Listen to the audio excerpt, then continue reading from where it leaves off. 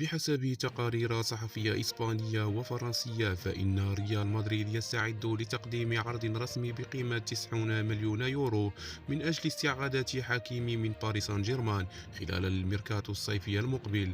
الصفقة تأتي بطلب مباشر من المدرب الجديد تشافي ألونسو، الذي يرى أن حكيمي هو القطعة المفقودة في تشكيلته الجديدة، خصوصا في الجهة اليمنى التي عانت كثيرا الموسم الماضي.